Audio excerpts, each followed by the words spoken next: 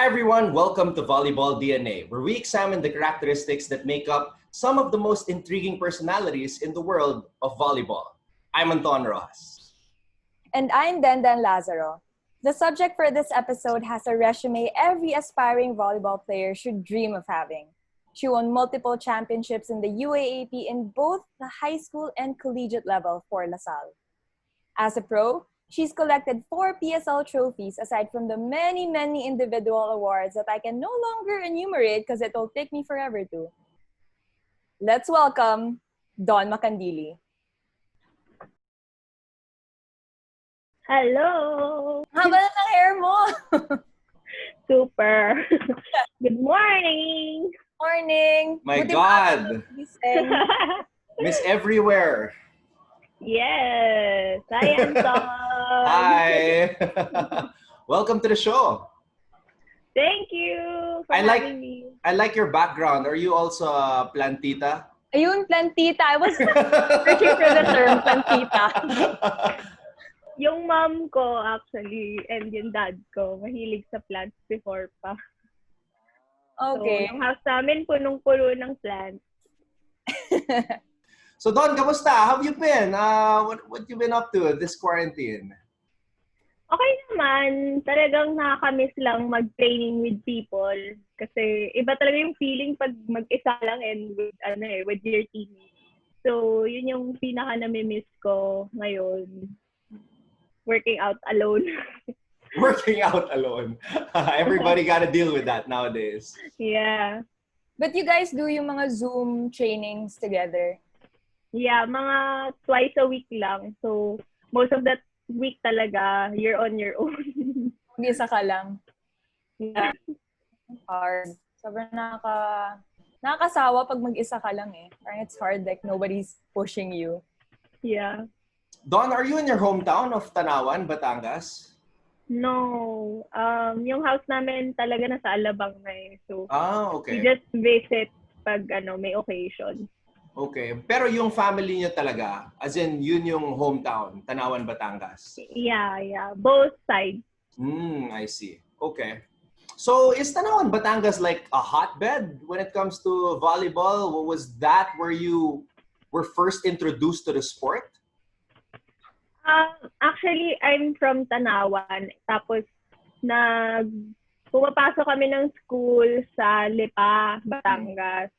Okay. So, dahil sa Lipa ako na nag-start mag-volleyball because of my sister. She played volleyball before. Oh. Yeah.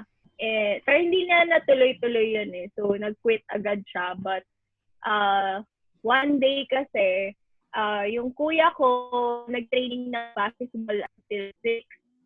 Sa Salle Lipa, adjacent yung basketball court and volleyball court. So, open area siya. And then, I was waiting for my brother to finish training and I was watching volleyball practice. So, there were 4 courts, one for the boys team, girls team, high school boys and girls team. So I was watching the grade school girls team. Na there was 1 coach and 4 players lang. So they were training with 4 players lang at that time. Nung grade 5 ako. And 3 of those players, batchmates ko. Kasi yung isa, sibling ng batchmate ko. So, pinaypayan ako nung coach. Sabi, marunong ba daw ako mag-volleyball? Tapos, pinadig niya ako, nag-demo ako na marunong ako kasi nga yung ate ko naglalaro before. So, yun. Sabi niya, mag-train ka na.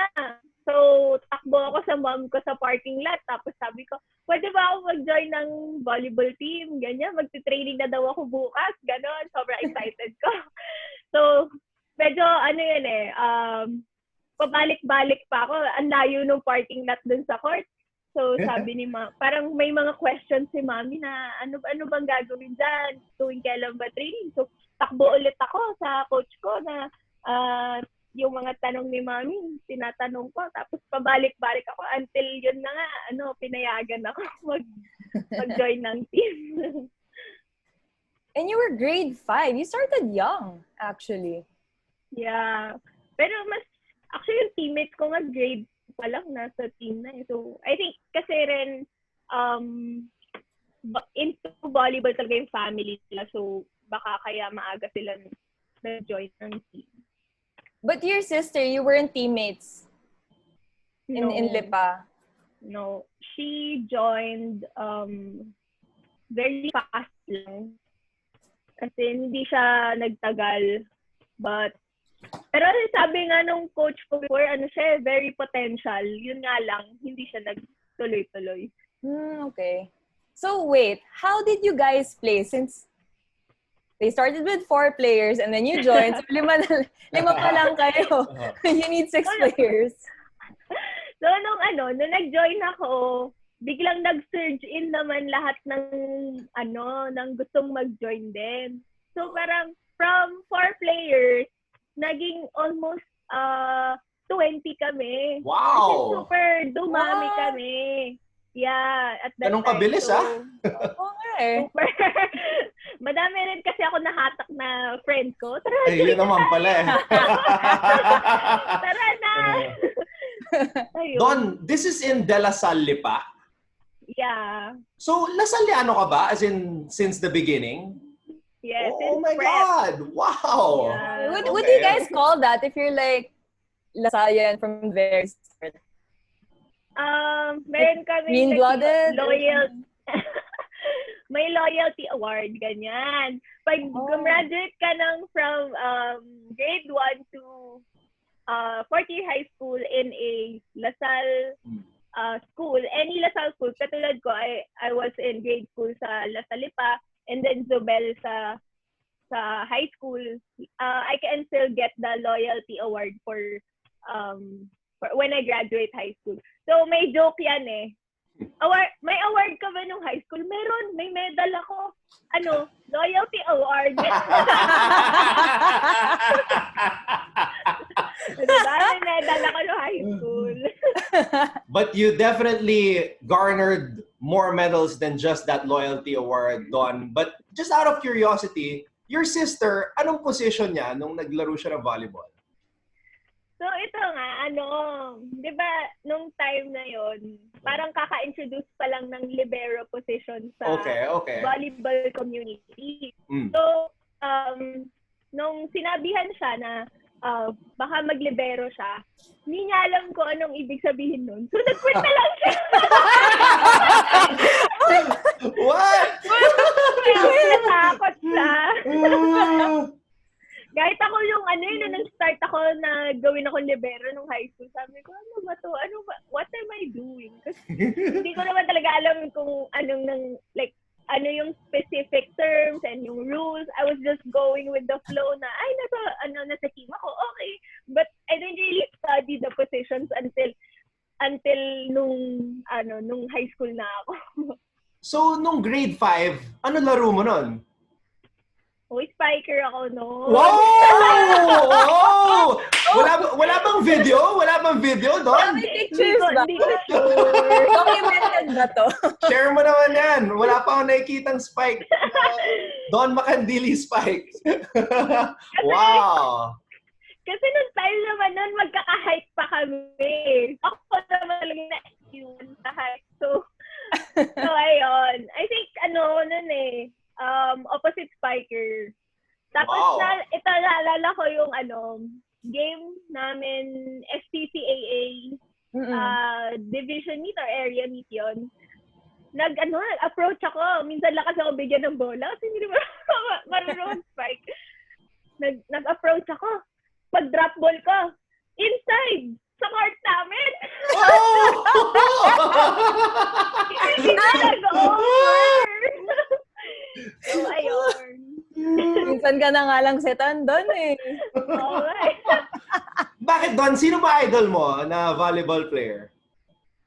Kasi hindi naman uso manood ng volleyball nung time ko sa sa probinsya. As in, hindi ako nanonood ng UAAP. Wala akong kaalam-alam. So, siguro na nag-Zobel na lang ako nung under na ako kay Coach Remy. Nalaman ko, big time pala tong UAAP na to sa Manila. So, doon lang na-open yung eyes ko na very serious, sineseryoso pala tong volleyball. Kasi before parang hobby lang, like para may iba kang ginagawa, extracurricular.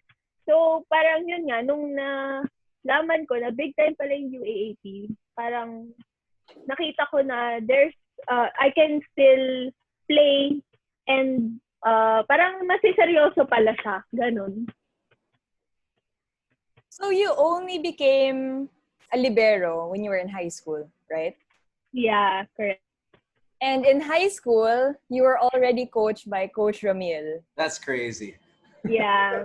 Grabe, no? Like, how was the feeling being mentored by a legendary coach such as Coach Ramil at a very young age? Siyempre, sobrang saya namin. Kasi, nung pumasok akong Zobel, actually, since pasok pa yung age ko sa grade school team, nag-grade school team muna ako. So, naging spiker na naman ako. Wow! Kasi sa Salle Lipa, walang grade 7. So, technically, grade 7 is first year high school in Salle Lipa.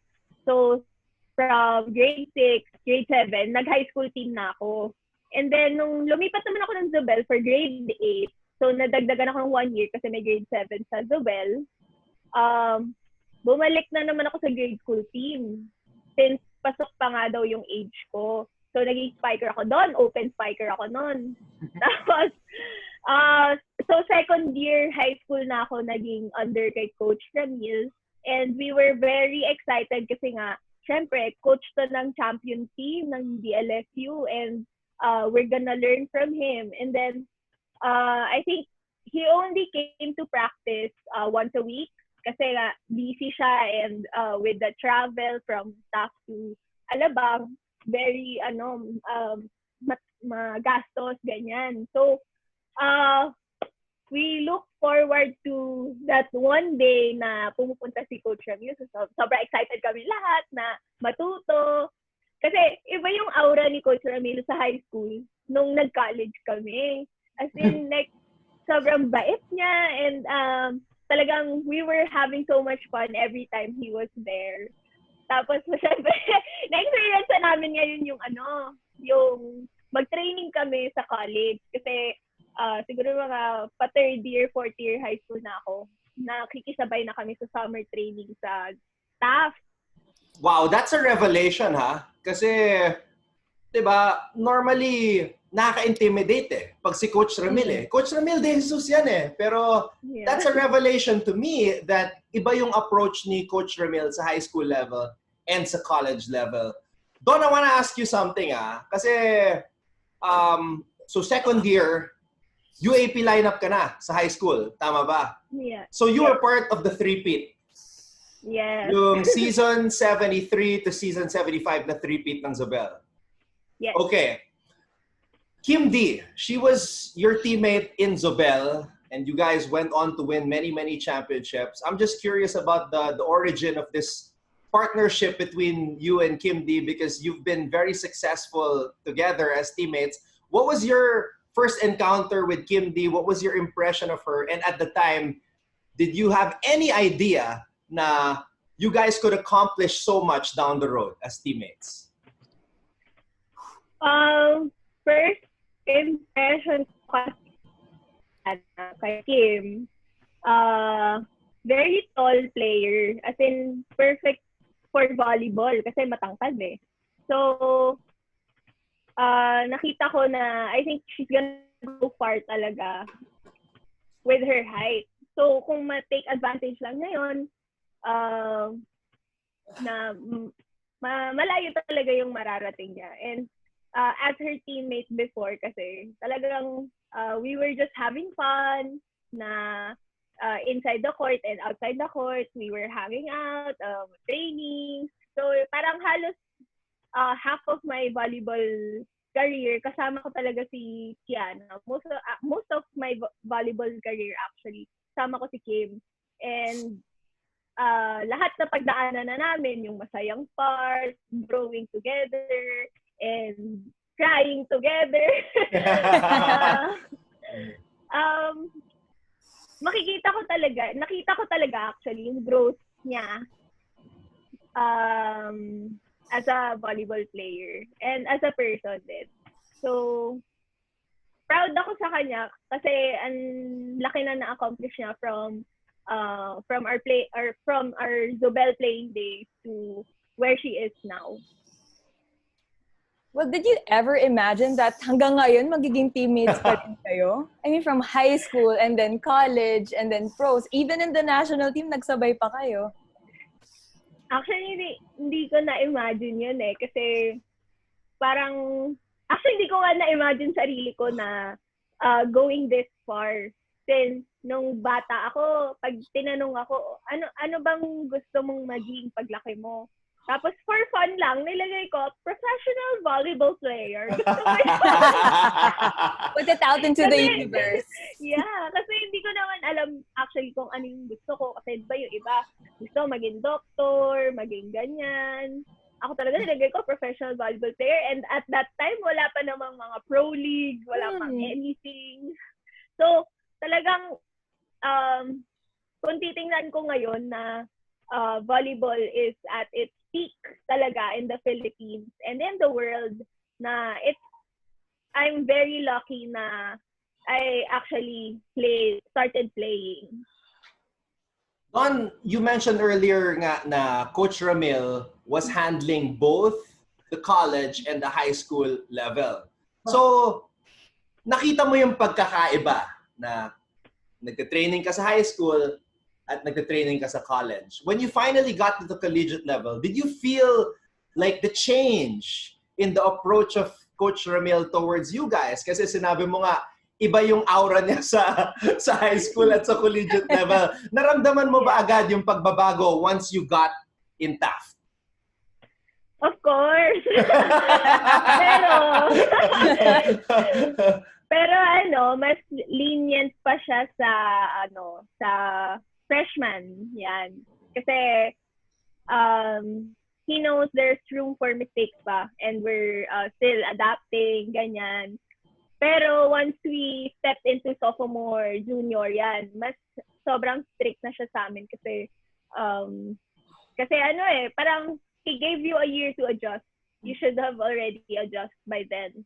And syempre, yung mga stories from the seniors na ganito si Coach Ramil, kailangan ganito ka pag ganito yung mood niya, yung gano'n. So, talagang we learned how to adjust around him talaga. Don, I'm not sure kung gano'n nakatagal to, but yung level of competition in high school, sa high school level, iba na. Umangat na siya in so many levels. Kasi, ang dami ng recruitment, parang college na siya eh. And hindi lang one school yung nagdo-dominate. Halos lahat ng schools malalakas na eh. Like, dati UST lang nung time ko, yun lang yung alam ko na malakas eh. But now, like, FEU, kayo sa Lasal, ang lakas nyo. You have you and Kiana in one team. And I'm sure your other teammates were strong as well, being coached by Coach Ramil. But of course, different pa rin yung collegiate volleyball, di ba? So, ano yung difference between yung high school and collegiate volleyball when you started playing already? When I started playing, actually, yung grade school kami, lang di ba? Over, or kung makapalo ka man, okay na yun. Ngayon yung mga grade school, Diyos ko, nagbo-blockings na din. Grabe, di ba? Yung mga grade school, bumablock na rin. So, parang, ibang level na talaga yung volleyball ngayon. Pataas na talaga. Especially with the competition din sa recruitment. Yeah. So, kailangan high school pa lang, kabog ka na talaga para makapasok ka sa dream school mo. So, nung high school ako, yun nga, katulad sinabi ko kanina, it's all for fun, hobby, ganyan. As in, for fun nga lang. So, pag naglalaro kami, talagang nandun pa rin naman yung competitive spirit namin. amin eh. Kasi hindi mo naman maalis yun sa atin. Pero, yun lang yung motivation namin is to have fun, enjoy the game, and as much as possible to win. Pero, coming into college, last na yung have fun. Kasi last priority na yun. Last priority na yun. Pero, ang first kasi, syempre, di ba, pinaghirapan nyo yun buong taon. So, I think it's safe to say that you have to perform talaga. Kasi pinaghirapan nyo yun eh. And I think yung number one na dinadala talaga sa game, every game, is yung pride. Yung pride mo sa school mo na nire-represent mo na dala-dala mo yun on your back eh, yung pride ng school mo. So, coming into the game, talagang you have to remember that you're representing the school and every point is for the school. Parang ganon. And for the team. So, yun yung, I think that's the difference between high school volleyball for me and college volleyball. Is that yung high school, I was just having fun. Pero sa college, it's more serious na talagang you take into consideration lahat ng factors when you go into a game. Don, is it safe to say that you already knew that you were gonna go to Taft? As in, no other question. Like, no, hindi mo naisip pumunta sa ibang school. As in, you wanted to be a LaSalle lady spiker. Because, I mean, Coach Ramil was already going to your high school. Yeah, kasi, syempre, since prep ako, LaSalle yan eh. So, parang naisip ko rin na hindi ko rin makita yung sarili ko in any other school than LaSalle. So, ano na rin eh, kampante na rin ako kasi si Coach Ramil yung magiging coach ko. I know this coach. So, wala na yung factor na maninibago ako sa coach, sa environment. Kasi it's a LaSallian environment and the coach is the same. I know the coach and the players na makakasama ko since we also trained with them before. So, yeah. Pero syempre, nag-try din akong mag-entrance exam sa ibang school kasi syempre, baka naman nakapal ng mukha ko, hindi, LaSalle ako, tapos bumagsak pala ako. Okay, out of curiosity, saan ka nag-entrance exam? Just out of curiosity. Sa Ateneo and CSB. Ooh, Ateneo, ah. Imagine, no? But if you were to go to... Ateneo, ah. But if you were to pass Ateneo or CSB, would you have played volleyball for those schools? Maybe. Kasi nung... Oh my God. Nung before, actually... Imagine. Imagine Don in an Ateneo blue, di ba? Sasabay pa kami. Yeah. Oh my God, that would have been crazy. Denden and Don in one team in college? Oh my God. That would have been something. Pero alam mo, Don, come to think of it, swerte mo na naabutan mo pa si Coach Ramil. Kasi, di ba, binitawan na niya yung high school. I mean, like, nag-focus na siya sa college. So, naabutan mo pa siya. Grabe. So, siguro kayo ni Kim D yung one of the last batches na naabutan pa na pumupunta si Coach Ramil sa Zobel? Yeah. Third year kami nung last year niya sa amin. So, nung fourth year kami, umalis na siya. So, hindi na siya yung coach namin nung nung last playing year ko sa high school. And that was... Pinaka-umiyak nun si Kiana. Wow! To me, that's a wow reaction because like, di ba, karamihan ng mga players na nakakausap namin about Coach Ramil, there's that intimidation factor sa simula eh. Pero like, hearing this from you, Don, na na-excite kayo tuwing pupunta si Coach Ramil and now you're telling us that Kiana cried nung hindi na mag-coach ng high school si Coach Ramil. That's something. So it's really, so Coach Ramil can really change and adapt to whatever players he's coaching. That's crazy. Your rookie year, Don, you were talking about pride. You were talking about having that mindset to play for school, and you continued to play for LaSalle. LaSalle swept the elimination round in the in your rookie year, you were playing backup libero to Shen Cruz. So what was that like na nung you were winning game after game after game after game? Easily. Tapos, yeah, Easily. yeah, they only dropped 2 sets that year. Lagi In silang DLMs. no? It's crazy.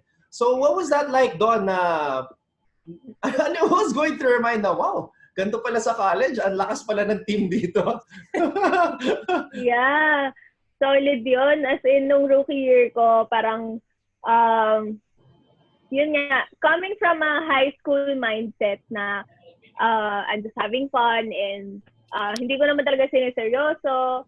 Tapos nung nag-college ako, nagtaka ako na bakit sobrang seryoso nila. Na parang, parang hindi ko makita yung nila, yung point of view kung bakit sobrang seryoso nila sa volleyball.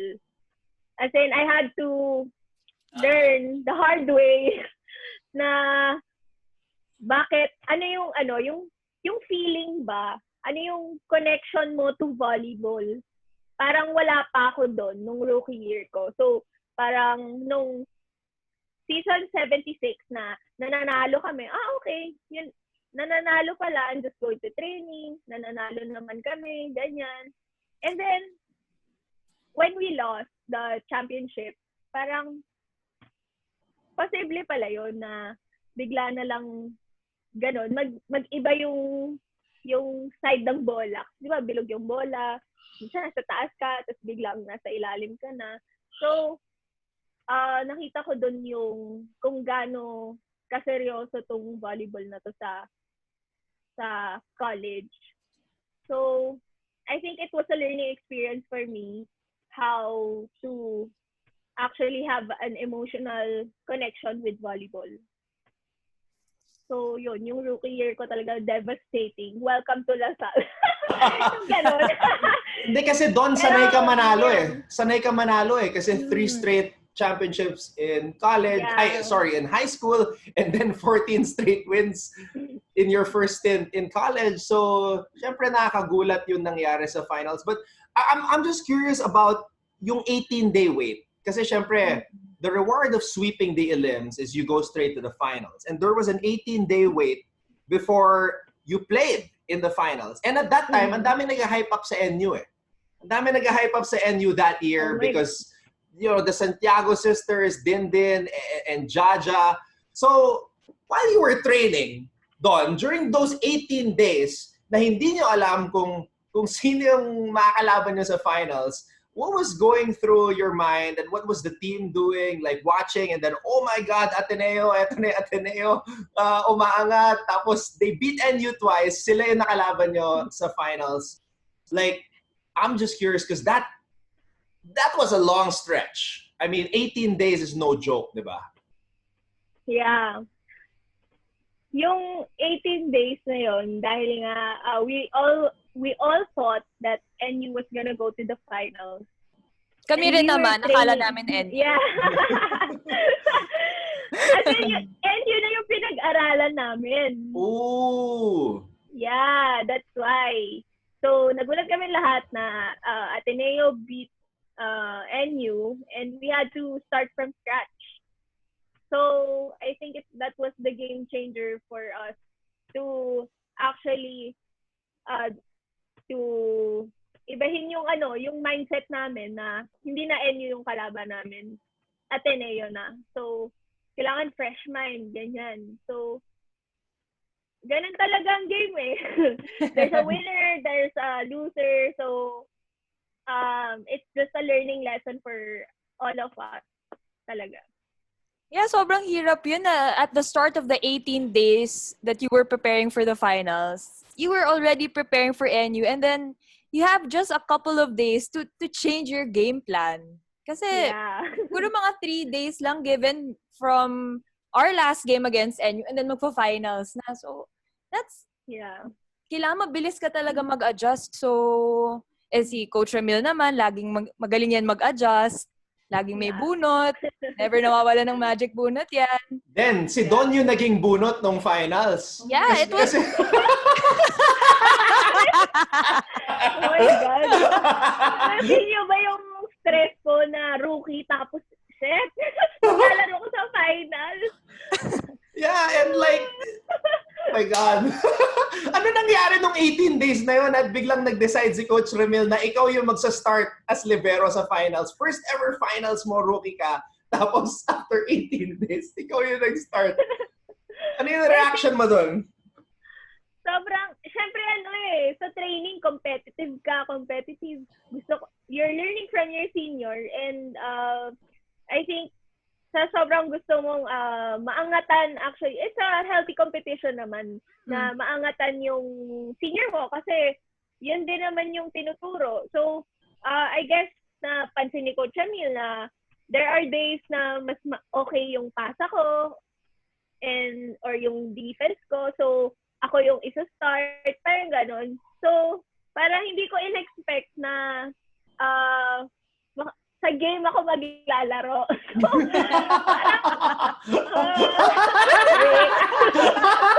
the pressure is real. You know what, guys, I consider this a very special episode because we have two of the best liberos in the entire country, Denden and Don Macandili. At this time, Don, nung nag-start ka for the first time in the finals as a rookie, Denden was already at the top of her game. She was in her 4th year with Ateneo.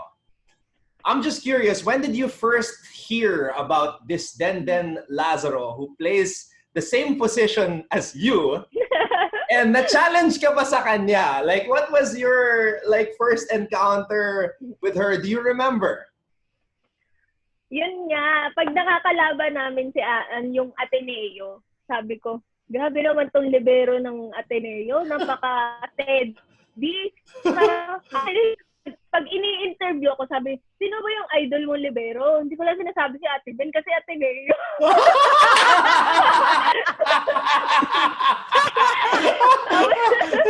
Sabi ko kasi, parang itong yung libero ng Ateneo, gusto ko yan gayahin kasi ang steady ng pasa, tapos sobrang mature maglaro. So, yan. Secret lang natin yun na Wow! Ay, first time ko marinig yan. Ako. Yes. I'm getting goosebumps. Oh! So sweet. Pero, Don, okay. Nung first year ka, I was so impressed and medyo nainggit ako kasi ako, coming from high school, converted lang ako as a libero. And then, hearing about you na high school pa lang, ang dami ng championships, tapos awarded ka rin as best libero from high school, and then in college, natuloy mo yun, you were still a libero. I'm like, sobrang nainggit ako nun kasi ang hirap mag-transition from a different position to a libero, tapos from high school to college. So, ikaw ba, masasabi mo ba na malaki yung naging adjustment mo from high school to college, even though you were still playing the same position?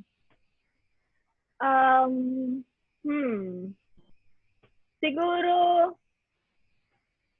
hindi masyado, pero in-expect ko na na marami akong kalaban din sa position na yon. Kasi when you have a team naman, it's not like sakto lang na 2 libero, 12 players.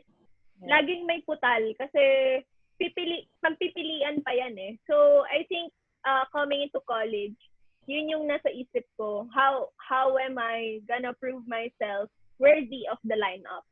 So, talagang when I came into college, super nag-observe ako ng ano ba yung kailangan kong skills, ano ba yung kailangan kong i-improve sa sarili ko para at least I'm on the same level as my seniors. So, yun yung challenge ko nung pumasok ako ng college. Don, earlier you were talking about how devastating it was for you guys to lose during your rookie year. Because, I mean, diba, na-sweep niya eliminations, may thrice to beat kayo sa finals. But of course, that was a special year for Denden and the Ateneo Lady Eagles. Coach Ramil is very famous for his trainings after losing. So I want to know what it was like for the De La Salle University Lady Spikers after losing that year. Kasi syempre, yun yung last year ni Abby Maranyo eh. And I remember like sina Ara, sina Mika, they were all thinking about that forfeit. And then, Ateneo flew in and snatched the championship. So for the Lady Spikers, how did you regroup after that loss during your rookie year? Yung after kami nag-second place nung rookie year ko, sobrang sakit, and it hit us hard talaga, as in hard. Kasi everyone was expecting 40, everyone is expecting na dahil nag-sweep kami, automatic champion na kami. Tapos, syempre, the higher the expectation, pag hindi mo yun nakuha, mas malaki talaga yung bagsak, yung effect ng bagsak na yon, kasi ang taas ng bar na sinet mo eh. So, ang tagal talaga bago kami nakapag-cope up dun sa loss na yon. So, lahat talaga affected eh. Mula sa coaches, sa players, sa supporting managers, and sa everyone talaga. So, we didn't know how to get back from that event. And I think the first step is acceptance talaga. Na okay, nangyari na eh. So wala nang magagawa. It's just how you get up from there. And I think that was the first step we had to do talaga from then. So yun nga, we took it as a lesson. Ano ba nangyari? Dinisect namin. Ano ba nangyari? Why we paano kami napunta sa situation na yon? Ano bang ginawa namin in the process? So, talagang yung lesson na yon, I think,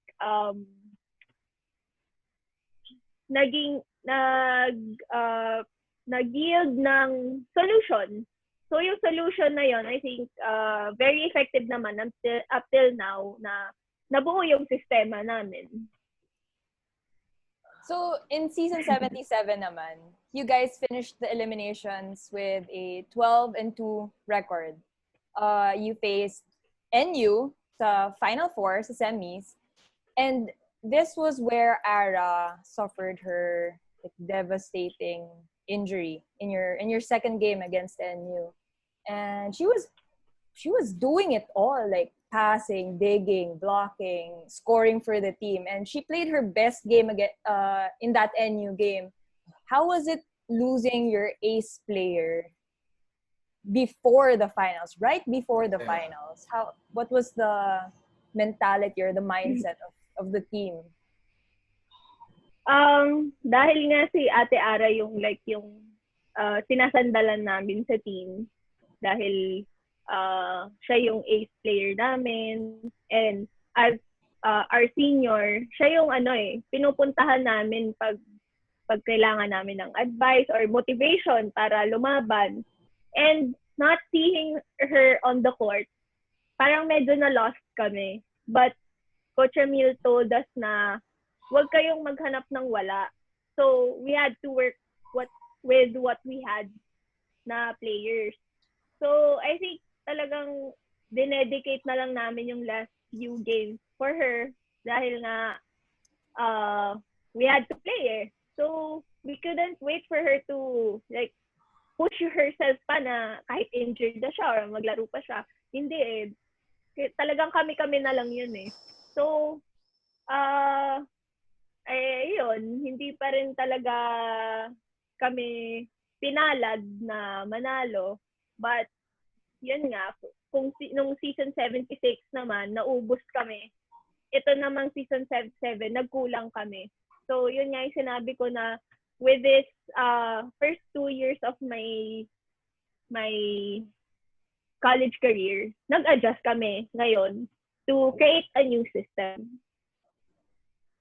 2016, I think this was your breakout year. I think this was the year that you really started to come into your own. This was your third year. You won UAP Best Receiver and UAP Best Digger. What did you do during that off-season that you were able to level up your game? And in 2016, nag-MVP ka pa sa PSL. So, I mean, can you imagine that? Libero, nag-MVP sa PSL? Di ba? Like, Don, what did you do? Like, there's always that turning point in an athlete's career na during the off-season, nagtrabaho ng husto, and then pagpasok ng actual tournament, this player just totally leveled up his or her game. So for you, what did you do during the year after those two back-to-back losses in the finals? So, syempre, sobrang down kami with the back-to-back loss in the championship. Sobrang parang napapaisip ka talaga, nagtatrabaho ka all year round for this competition, tapos parang in the end, hindi mo makuha yung goal mo. And then, it's in my third playing year na na-realize ko, nag-connect lahat. Yung pag sinabi nilang kailangan maglaro ka with pride. Dati hindi ko yun makonect Parang, okay, play with pride, ganyan. Pero ngayon ko lang, nung time lang na yun na na-realize, ganito pala yung feeling na maglaro with pride. Tapos, yun, yung maglaro with yung puso, yung attitude, lahat doon ko lang na-connect. Ganito pala yung feeling na maglaro for your team, for your teammates. Kasi, nung first 2 years ko, figure out ko pa yun Parang, paano ba yun? Ano ba yung sinasabi nilang ganon? So, I think, in my breakout year, doon parang, actually, doon ako nag-mature as a player inside the court. Kasi, first 2 years ko, nag-rely lang ako sa senior ko na to do their job, to win. Yun yung job ng seniors mo na parang dalhin ka yung mga bata. Magpapadala ka sa senior. Pero doon ko na-realize ng third year ako, hindi pala dapat ganun.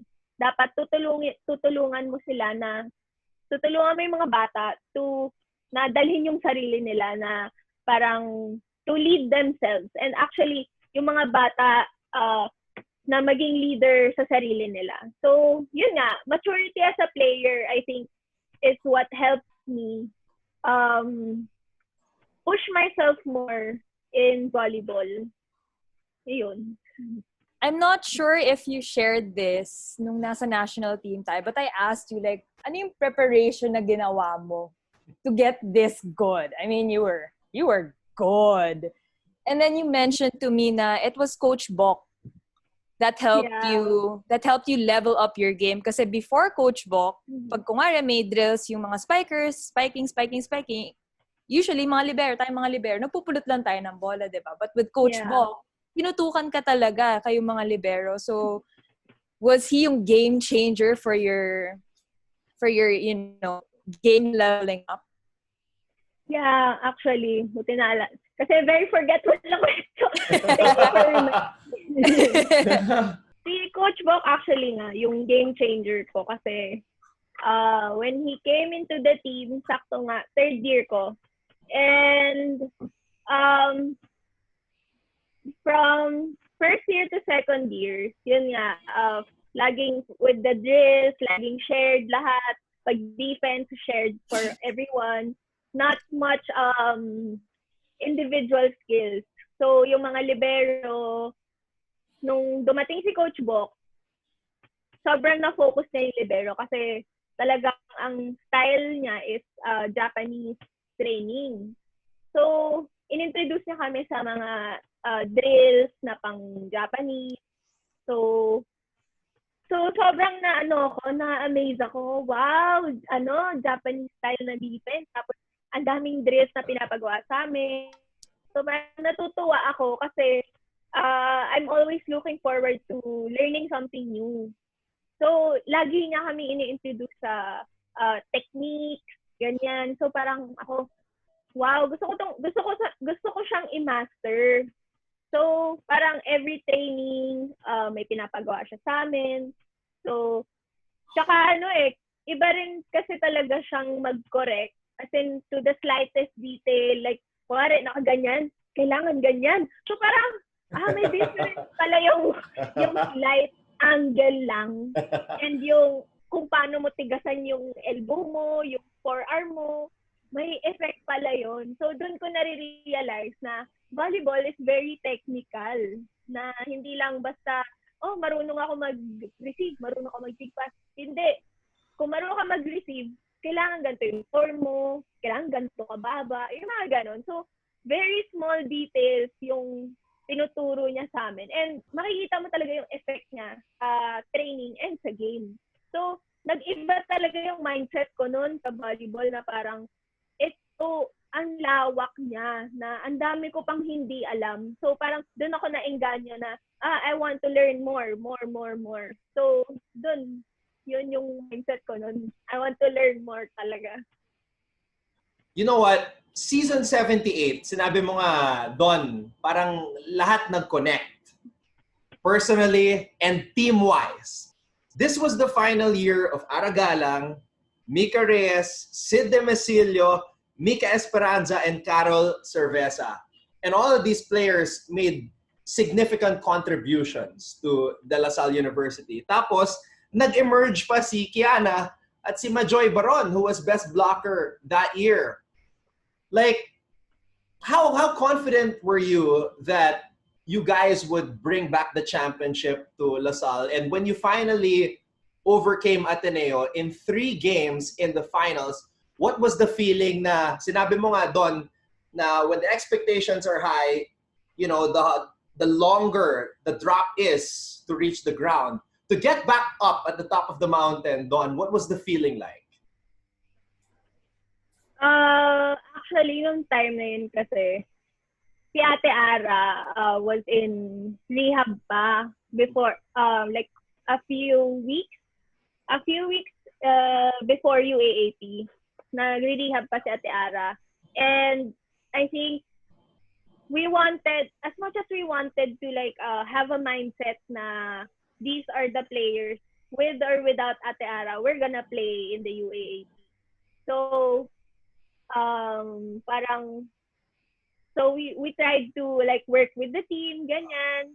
And finally, nung pinilit talaga ni Ate Ara na makabalik talaga, like to work on her rehab, ganyan. And nung first time niyang pumalo sa net, as in like, it was an indication na talagang gusto niyang bumalik for season 78.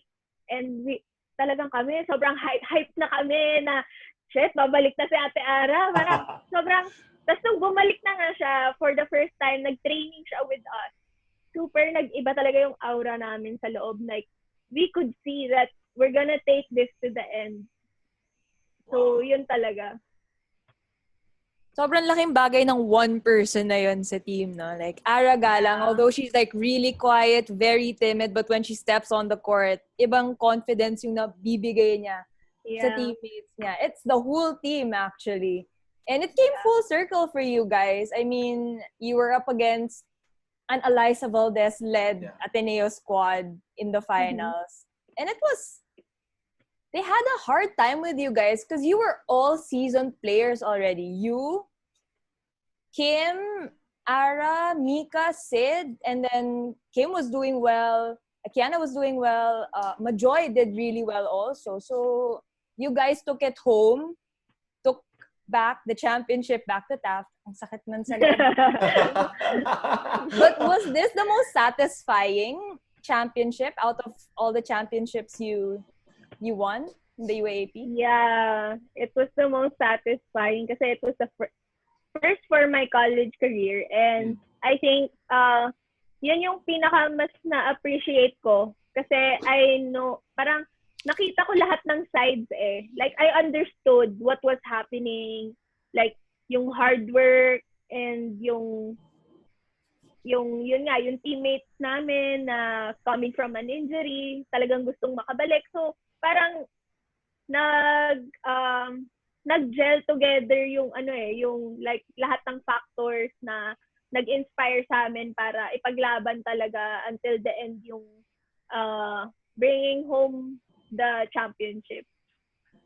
Then, napansin ko na parang may may laman yung pagtanong mo kay Don. I want to ask you then, since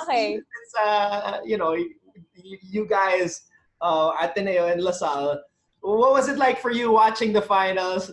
I'm sure you wished you could have still played. Of course! Of course, I was thinking, paano pa kaya kung nandyan pa kami? Would it have been like a good game?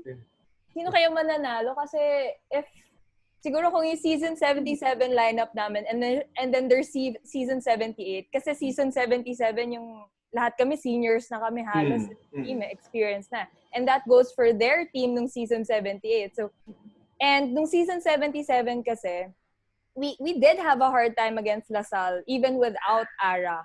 Kasi hindi mo alam kung sino magsi-step up eh. So what more if Ara was there in the finals? We would have had a hard time kasi 2 games namin sa eliminations against them. Dikit, sobrang dikit. So it could have gone either way. Nung finals ng 78, parang, oh my gosh, gusto ko maglaro. Kaya ayoko nanonood, gusto ko na mas nakakakaba manood kesa maglaro. Totoo yan. Do you agree? Lalo na pag like fresh out of college ka. Di ba? Parang looking at the team from outside. Parang i-dread mo yung training sa college. Pero pag naglaro ka na, parang it's all worth it. I think there was good momentum with regards to the libero position. Kasi, di ba, season 76, season 77, Denden was the libero for Ateneo and Ateneo won back-to-back championships.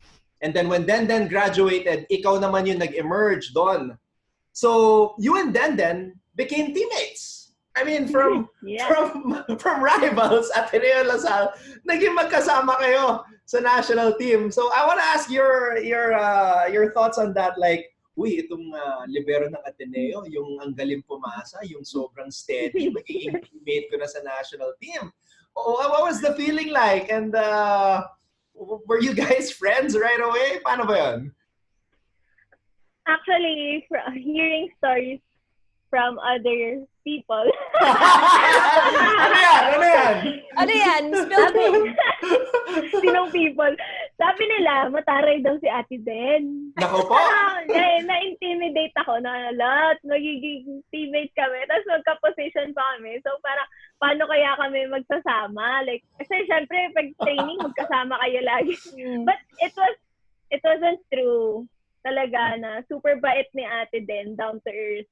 And talagang I expected actually magiging like parang yung competitive ba na parang magkakaroon ng hate kasi na-experience ko yun before yung parang ka-position mo tapos hindi siya healthy competition. So ayoko sanang ma-experience yun and hindi ko talaga na-experience yun with Ate Den. Very healthy competition kami na nagtuturuan kami like kung anong adjustments and we learn together, we grow together. Especially it's like my first time being the national team, going against international competitors. So parang I was learning talaga from Ate Den kasi with her past experience with international competitions, madami talaga ako natutunan sa kanya. Then, on the flip side, ikaw naman, what were your thoughts when you knew that you were going to become teammates with Don Macandili? Kasi nung time na to, kakabalik ko lang from med school. So I was like starting from scratch after a year of not playing. So like, nagulat rin ako na I was included in the national team noon. Like, sabi ko sa sarili ko na, okay, goal ko lang naman na maging part ng national team ulit. So I was really surprised, but hearing na Don's gonna be part of the lineup, I'm like, okay, kampante ako na somebody's gonna be, in charge of the position, and I'm gonna learn from her. Kahit na she's younger than me, I was open to like learning from her, and I remember like, I think it was in a game or a scrimmage, na nilapitan niya ako, Ate Den. Kasi tinuturuan niya ako, Ate Den, if you're gonna set the ball, might as well set it kung saan ka nakaharap kaysa yung nasa likod. Parang you're setting it sa likod mo. Kasi that's a habit of mine nung Ateneo. So ginagawa ko siya sa national team. But then, Don was telling me, okay, Ate Den, relax ka lang. I-set mo na lang kung saan ka nakaharap para mas madali. So we were learning from each other, as she said. Like, it was healthy competition. Competition, kasi you're athletes eh. Siyempre, you wanna be part of the starting lineup. But hindi kami yung, anong tawag dito, yung parang every man for herself. Walang ganun eh. Especially in the national team, even though like you're with the best of the best, we're all learning from each other and helping each other out. And I think yun yung what we would have wanted the team to be if we had a longer time to prepare. Yeah. Kasi we everybody there was really easy to work with. Yun yung masasabi ko. I remember when we had that press conference at ABS-CBN before the Asian Women's Volleyball Championship, the AVC, and then I was like, meron na tayong Don Macandili, may Denden Lazaro pa. So like, sobrang nakaka-excite. And you guys were training overseas during this time. And this was news during that year, Don, na you went to Japan, and then there was this coach from the Okayama Seagulls, si Coach Akoyoshi Kawamoto. Nag-comment siya. Sabi niya, Don Macandili will be a world-class player. Your play is at par with Japan. Thus, she went on to say, even the Seagulls are impressed with you. You just have to get rid of your stiffness at the back line and your stance should be bouncy. So, like, nung sinabi na yun sa'yo, Don, how do you take it and what did it feel like to get those types of words, to receive that type of praise from a Japanese coach like that? Siyempre, na-shook ako na parang na I was recognized by a Japanese coach and I think like in Japan, actually, in Japan in general, na their forte is defense. So parang na ano lang talaga, na praise yung defense ko in a country where they teach defense as your first language in volleyball. So parang sobrang ano yun sa akin, sobrang saya lang, gano'n. I'm proud of myself, I'm gonna say that. Pero I think it's also the learning experience in Japan, training with the Seagulls kasi. Mahilig kasi akong yung pag nakita ko, yung watch and learn, ganon. Mahilig ako sa ganon. So, pag nakita ko, gusto kong gayahin. So, medyo mayabang rin kasi ako minsan eh. So, parang pag na-perform ko yon, gusto ko siyang i-show off na, kaya ko din yan. Parang ganon. So, ganon. In a way, siguro, nakita nila na I can also do what they do. So, yun yung learning experience ko from our Japan training camp na kaya ko rin yan eh. wait, Donna. Teka lang, Donna. May ano lang kasi ako eh. Nung binabasa ko tong quote na to, sinabi nung coach ni si Akoyoshi Kawamoto, your stance should be bouncy. Ano ibig sabihin nito? Hindi ba bouncy na yung stance mo? Like, ano ba ibig sabihin nito? Then, what does this mean? Like, your stance should be bouncy. What is that? You just have to be like light on your feet all the time. Just like not rigid or stiff. Yeah. And I don't know kung ano nakita niyang mali kay Don because Don is already bouncy. Yun nga eh. Gumugulong-gulong pa. Agile.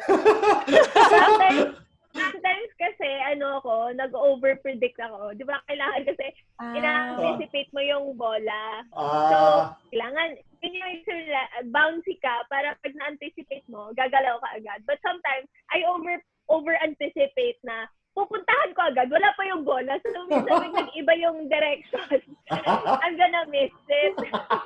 Sakit ko rin yan. Diba? Unahan mo siya. Wala pa yung bola, nandun ka na. Well, Don, pinakita mo naman yung natutunan mo in Japan. Yun naman yung reason why we went to Japan, diba, to learn. And you applied this when we came back here. We played sa AVC and you won the second best libero next to Kobata. My gosh. God tier libero rin yan eh.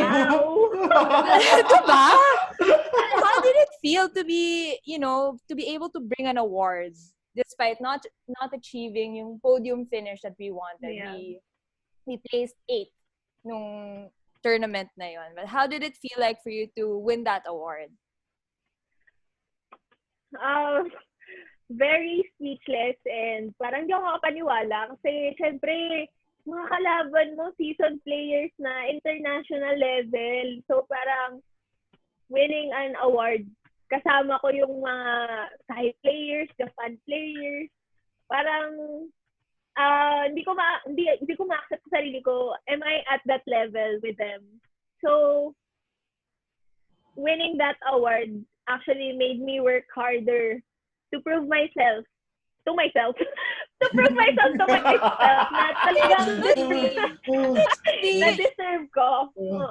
Yeah, kasi you shouldn't perform or like get better for other people. Diba? Yeah. It's for yourself. You're working for yourself to get better. Yeah. Alam mo, Den, marami ako natututunan kay Don dito sa interview na to. Sobrang pala, yung competitiveness ni Don, nafe-feel ko eh. Tsaka makwento ka pala, Don. Grabe. Okay, at this point in your career, Don, grabe na yung volleyball resume mo eh. At this point, before 2018, your final year in the UAAP. Kasi, ang dami mo nang nagawa, like 3 championships in Zobel, 2 championships before the final year sa UAAP, and then MVP sa PSL, tapos ito, second best libero sa ABC. Your final year, parang ito yung pangarap ng bawat player eh. Parang victory lap ba? That's what they would call it. Like final year victory lap, you want to graduate with flying colors. And I think you did that. You really did that. I mean, three-peat. Again, high school 3-peat and college 3-peat. Tapos nag-finals MVP ka pa. Like the cherry on top. My goodness. Like, na-imagine mo ba yun na like magpa-finals MVP ka doon? Like first ever libero na nag-finals MVP sa UAAP. Super as in yung goal ka lang talaga nung last playing year ko is syempre mag-exit ng champion. So yun lang talaga yung nasa isip ko eh, na tulungan yung team, i-lead yung team, and na mag-perform kami ng maayos. So, getting called for the finals MVP was sobrang na-shook ako. Kasi syempre, lahat kami actually nag-perform with all our heart, 100%. So, I think kahit sino namang tawaging MVP at that time was really, they will be really deserving for that award. Well, Grabe. Moving on naman to your pro career, which is very, like, you're full of hardware, Don. You've accomplished so much with, right now, F2. You're with F2 right now. 4 PSL championships, and if I'm not mistaken, 5 PSL Best Libero Awards. And even an MVP back in 2016 for the All-Filipino Conference, which is not easy. What's it still like playing for Coach Ramil after all these years and pretty much the same teammates you've had with LaSalle? Kung sinabi ko kanina na nung high school, Coach Ramil was different. And in college, he was also different. In the pro career, actually, he's also different. Okay. Okay, I want to hear this. Okay.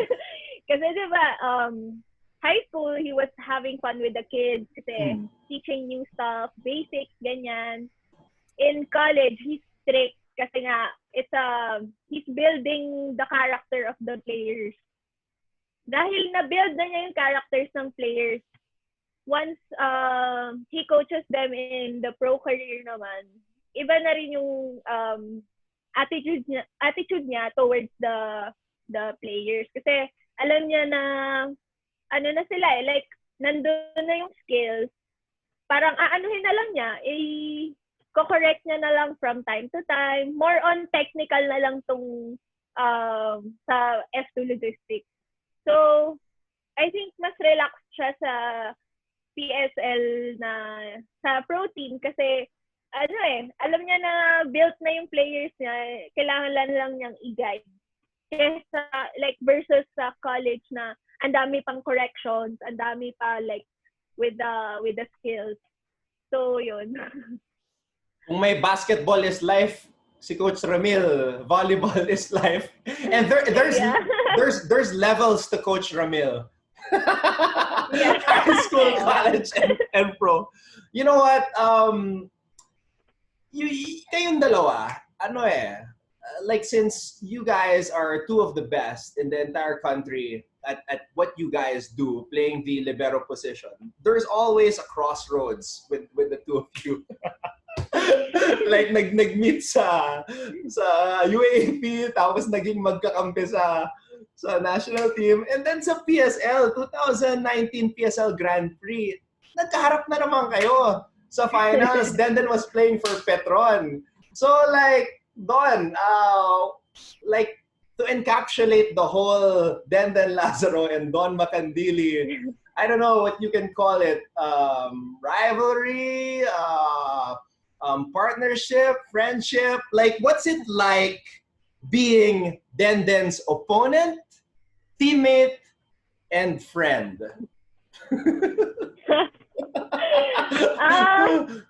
Love-hate relationship, Ate Day. Wow! Love-hate, ha? May hate, ha? Bakit naman? Very yan.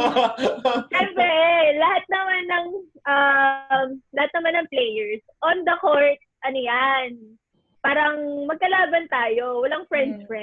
Tama, Pero tama. outside the court, it's all love, ganyan. Minsan nga, pag di ba, minsan pag nakapila ka sa may dugout, tapos magbabatean kayo, ganyan. Tagaganyan na kami natin. Huwag masyadong galingan, ha? Huwag masyadong galingan. Don, relax ka lang, ha? Naglolokohan kami before the game.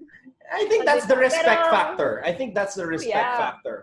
Yeah, definitely. Because you know yung capabilities ng kalaban mo eh. But then, of course, when you're on the court, parang hindi kayo magkakilala. Yeah. You know, and I think a lot has to be credited to you guys for putting the libero position in the spotlight. Kasi dati nung una, syempre, papanoorin mo yung mga open spikers, yung mga matatangkad na middle blockers. But I think because of what you guys did, napapansin na yung libero. Like now, we have Kat Arado, tapos yung mga batang libero like Jennifer Nierva of NU, na nakikita mo, siya na yung nagko-coach sa huddle.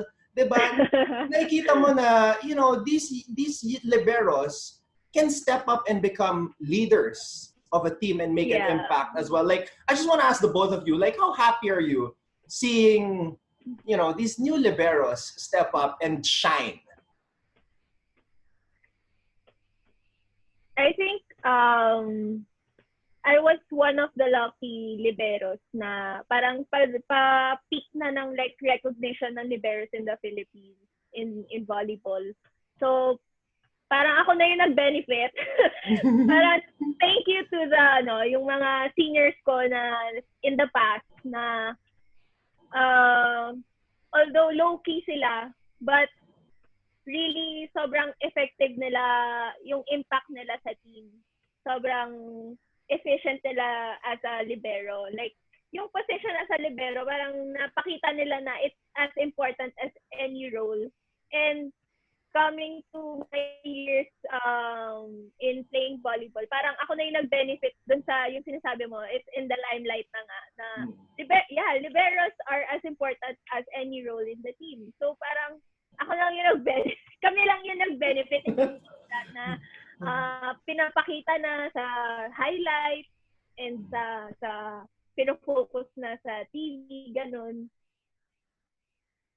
But you're right, Anton, na like, I think first-time watchers of volleyball, syempre yung una mong mapapansin, yung pagbaon yung palo, diba? Yung makaka-point. Yeah. But then, it's nice to know that like people are pushing for, you know, highlighting the different positions rin in the sport, like the libero, the setter, the middle blocker, because all of those are like vital pieces in the team, in the game. So, and ang galing rin na, well, di ko rin na-imagine na marirecognize yung position namin. And doon, hindi lang hindi sa nag-benefit ka sa mga ginawa namin. It's your hard work. And I've seen how hard you work. Yung sa national team, parang ako, wow, that's why she's so good. Because she's so like focused and dedicated in what she's doing. And, you know, she's like a sponge. As she said, like what she sees, she tries to, you know, learn from other players. Kahit na magaling na siya, like she's proven and tested already. And she's won so many awards. But, you know, she's willing to learn from other people. So, Dawn, about naman the 2019 SEA Games, you were one of the seniors already, being a seasoned national team member. It was a tough experience for you guys. Well, despite not getting a medal, well, you know, yung naging ating goal, no, is to get a medal. Maybe not the gold medal yet, but at least a medal. What were some of the positives that we can take from that experience? I think kasi I know actually na kaya natin to be as competitive on the same level as sige sabihin natin in Southeast Asia. As in kaya natin, we just have to actually lay down the work talaga. Kasi hindi pwedeng like instant na okay, instant national team magme-medal. It's a long journey. So I think talaga the possibilities of the Philippine women's volleyball national team to actually be competitive in the international scene is out there na talagang we are very we have the best players in Southeast Asia. We also have the best players. Diba? Si Jaja plays internationally in Japan. So I think it's just how we actually take advantage of that to have a proper plan in developing a training plan. Pero yun nga, the positive side of our national team is that we have great potential. It's just how we're gonna use it in the future. Ayun. And that was proven by the men's team. They trained for a long time compared to the women's team. They trained for 8 months. Yes. But look at what they've achieved nung Southeast Asian Games. They beat Thailand and they went on to the finals. And 8 months is actually a short time for a national team to prepare. Kasi that's a long time to prepare, especially if like you're playing with a pro team. That's a different system. That's a different group of people. And then in the national team, that's a different level, different people, and a different system to you know, you have to go through a long process to establish that. So, yan yung lagi nating sinasabi, no, na we really need the time, and the people are already there and they're willing to work. Right? Yeah, correct. Dawn, as of this conversation, you are 24 years old, correct? So young. Yes. So mukhang matagal ka pa maglalaro ng volleyball sa national team, and that's good news for all the volleyball fans. Kasi si Kobata, 30 years old pa lang eh. Naglalaro Wait, pa she's eh. 30? Yeah, she's 30. Si Kobata, yeah, 30 siya. So let's say Dawn, 24 years old now, oh, may 6 na taon pa. At the very least, Dawn, ano yung mga nakikita mong pwedeng mangyari for Philippine women's volleyball? Kasi, I mean, you and Den, you've been there. You've played for flag and country. You know what goes on behind the scenes. And you probably have an idea of what it's going to take for Philippine women's volleyball to take off once again. You mentioned training in Japan and all these other things. Ikaw personally, Dawn, like, what do you think, or what do you want to see for women's volleyball in the Philippines to once again become a force to reckon with in Southeast Asia? Madami kasing factors na you have to take into consideration is that ito, sa women's to, there are 2 leagues in the volleyball community, PVL and PSL. And I think kung magbibigay ng leeway yung both leagues to actually let the national team develop and grow, I think magkakaroon naman ng, basta parang, kailangan talaga ng plan ng solid plan wherein everyone around will agree to. So parang kailangan mag-compromise lahat. Kasi I know naman na lahat talaga maa-affect like yung schedule and yung liga, it will never coincide. But if we really want to develop our Philippine national team for women's volleyball, kailangan talaga mag-compromise lahat. And that's gonna start from the top of the top kasi, di ba? Sila naman talaga yung may hawak ng decisions na yan. So, I think lahat naman kami and kung masama pa naman ako, kung kailan man mabuo ulit yung national team, ready naman to sacrifice everything for the national team. So, it's just that, yun nga, those factors that really start yung mag-start talaga to actually mag-start yung national team is nasa kataas-taasan na decision na. Yeah, I think ang dami naman ang dami nang may vision. Lahat ng fans may vision. Sinong line-up nyo? Sino bang gusto nyong line-up? Sino bang gusto nyong coach? O, pili na lang kayo ng line-up. Sa everywhere. Diba? Kahit yung mga retired volleyball players, nilalagay nila sa line-up Ewan ko lang. Diba? Oh my God. Sana mangyari siya in the near future para makasama pa kami. Diba? In our lifetime sana, no, makita na. Actually. Yeah, I think that sentiment is shared by a lot of the volleyball players here in the country. And yeah, ultimately that's the goal, to bring women's volleyball in the Philippines back to where it was. In Southeast Asia. Yeah. So, wow, that was a really great conversation. We chronicled your life, Dawn, and as I said earlier, I'm shocked that kasi pag naglalaro ka, talagang in the zone. Mm-hmm. Minsan may pinapatabi mo pa yung teammate mo para ma-dig mo lang yung ball. That's being in command. Pero balita ko, Don, in command ka rin in the kitchen, ha? Mahilig ka daw magluto, sabi ni Den. O, sinascout ka pa ni Ate Den mo, ha? Sinascout ka. Siyempre, I see her on Instagram. yun ba yung isa sa mga quarantine activities mo?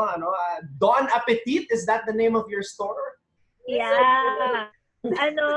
Wala, nag-enjoy lang din ako kasi nag-start actually sa condo. Before, syempre, nasa dorm kami, everything, lunch, breakfast, lunch, dinner, served na sa amin. So, nung nag-condo ako, nung after ko mag-graduate, nag-start naman ako magluto for myself and my other teammates. So, parang nag-explore na lang din ako and ang saya pala magluto. So, yun, that lang ko hanggang ngayon sa quarantine. Kasi, mas madami na akong time magluto. Okay, so Don, eto. If you were gonna have a showdown with Majoy sa pagluluto, who do you think will win? I think Ate Joy. Hands down. Mas madami siyang experience sa akin. So, lamang siya doon. So, pa lang ako, by the book pa lang ako. Si Ate Joy parang by heart na alam na niya yung anong lasa ng mga pagkain. Ano ba specialty mo, Don? Ano ba specialty ng Don Appetit? Pwede ba yung brownies? Fudge brownies ba yan? Fudge brownies, yeah. Kasi, yeah. Ano ba yan? Nakakuha ko ng recipe na... Binibenta mo ba yan? Hindi for for personal consumption. Baka ma-food poison ko pa kayo. Kaya ba may eggshells? Okay, Don, ngayong quarantine, how do you stay fit?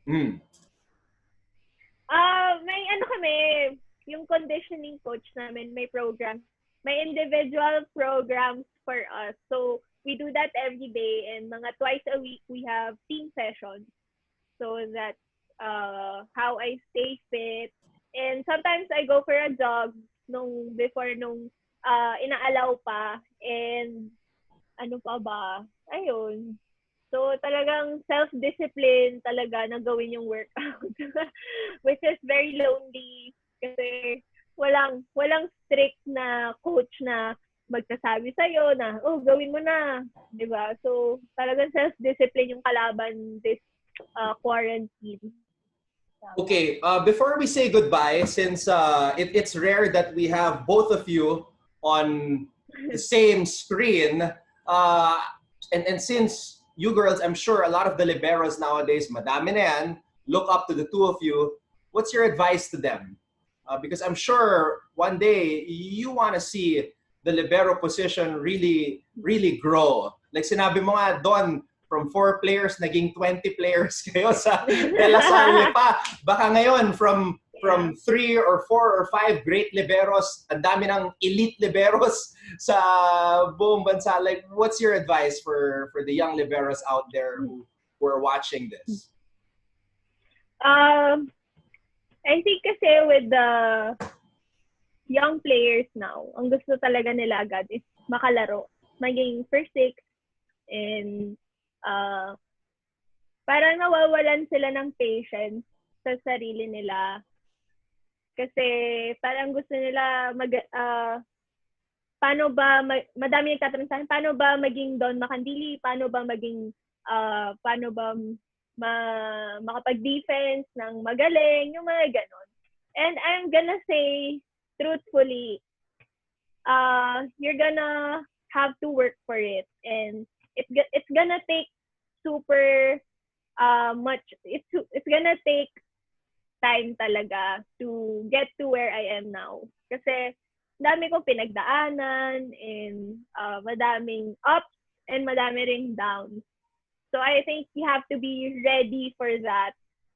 And madami talagang factors to take into consideration if you really want a career in volleyball. It's the discipline, it's the character development, mental, emotional, investment. So, it's not just all skills talaga. It's also physical, mental, spiritual, emotional factors in volleyball. So, I think, syempre, first step is, wag kayong mag-give up sa dream nyo. Take it as much as you can. Take it as far as you can kung hanggang saan nyo kaya. And with regards to being a libero, I think kailangan as a volleyball player, open ka to different positions. Kasi hindi naman ikaw yung pipili ng position mo yung coach mo naman yung pipili. So, I think you have to also trust and believe your coach. Kasi kung ano yung nakikita niya sa'yo, kunwari kasi madaming players na tatakot na pag sinabi na, try mo mag-libero, try mo mag-setter. Gusto ko spiker sa ibang team na lang ako, parang ganon. So, huwag kayong matakot kasi coach nyo yung nakakakita ng potential nyo. And if he sees that you have potential in being a libero, try it. Why not? Give your 100% to learn that position. Kasi coach nyo na mismo yung nagsabi. So, yan lang. So, good luck to all the aspiring volleyball players and talagang dream as much as you can. Kasi being young, I think it's the time to explore talaga the possibilities, and if not, at least you tried. And with that journey na you tried, you're gonna have so much relationships with your teammates. You're gonna gain you're gonna gain character development, self-discipline, which are characteristics that you're gonna also use later in life. So, ayun. Jen, would you like to add to that? What more can I add? She said everything. That was beautifully said, Don. No, yeah. I agree with everything she said. Rome isn't built in a day. It takes a lot of factors to become an elite athlete.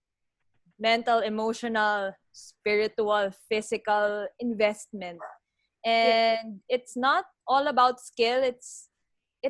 Character has a lot to do with it also. And we see naman how Dawn, yung competitiveness niya, yung drive niya, and at the bottom of it, I think it's yung passion and love niya for the sport that drives her to keep on achieving, great heights. And one thing I want to ask, Dawn, last question. I think you're one of the players we have in the Philippines that have a chance in playing abroad. Would you take that chance if you were offered to play abroad? In a heartbeat. Yeah, syempre naman. It's like ganito parang with my achievements, parang college, pro, national team, parang there's no way but to go up pa. Right. Parang I think we can say that I'm at parang 5 years na lang, or like in a few years magre-retire na rin ako with volleyball. And gusto ko pang i-push yung sarili ko kung hanggang saan ko kaya. And if that means I can play internationally, ipupush ko talaga yung sarili ko. And pagtatrabahuhan ko yan if the opportunity arises. Well, I hope you have Coach Kawamoto's number, Don. Hello. Konnichiwa.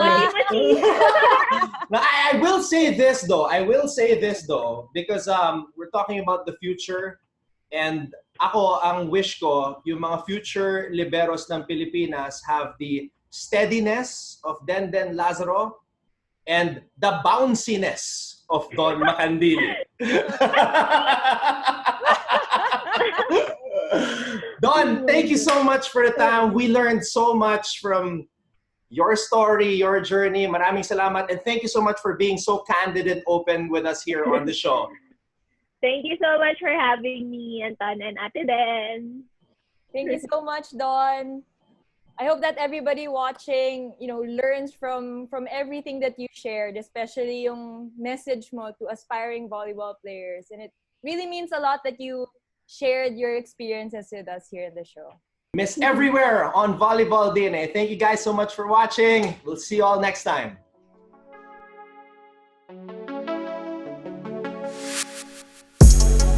Thank you for watching Volleyball DNA.